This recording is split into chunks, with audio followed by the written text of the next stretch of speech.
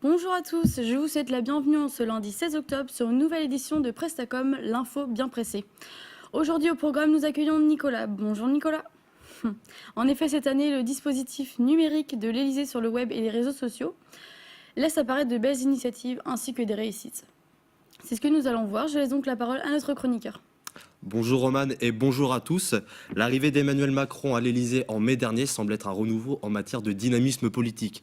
Un dynamisme visible notamment grâce à la nouvelle stratégie numérique du gouvernement selon les Échos. L'enjeu est de créer un lien de proximité avec le public le plus large possible, avec un objectif clair à la clé, véhiculer une image moderne via une technologie maîtrisée.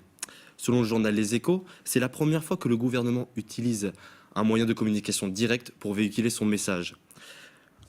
Afin d'établir cette communication, l'équipe de Macron utilise d'ores et déjà 3 outils. Le mini-site événementiel du gouvernement, les réseaux sociaux et le site de l'Élysée. Ouest France a d'ailleurs déclaré que les relations médiatiques étaient tendues et que l'utilisation des réseaux sociaux pouvait être un bon moyen de contourner les médias dont le président affirme être maltraités. Et c'est d'ailleurs de ce climat électrique entre les réseaux sociaux et les gouvernements que Roman va nous parler maintenant. En effet, Nicolas, il y a une stratégie de communication politique surprenante à la vue du contexte actuel entre les réseaux sociaux et les États. Le journal Les Échos nous explique que les États tentent de responsabiliser les réseaux sociaux en leur demandant de contrôler ce flux d'informations sur leur plateforme.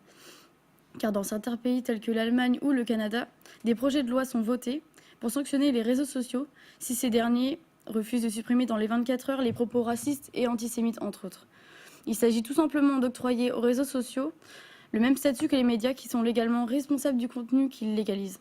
Néanmoins, il est pour le moment impossible de pouvoir envisager d'imposer ces législations car ces plateformes ont un rayonnement international. De ce fait, il est impossible d'imposer à Facebook, par exemple, de contrôler ce flux d'informations.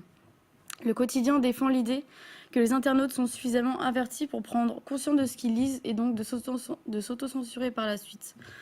Ces projets de loi se multiplient partout dans le monde, ainsi que les plaintes envers les géants du digital. Rendez-vous compte qu'entre 2010 et 2016, les nombres de plaintes ont augmenté quand même de 1000%. Face à ces menaces et cette vive demande des États, les réseaux sociaux tentent de réagir, et c'est notamment le cas de Facebook, n'est-ce pas Nicolas ? Tout à fait, Roman. Il est vrai que nous retrouvons de plus en plus de fausses informations sur Facebook appelées fake news.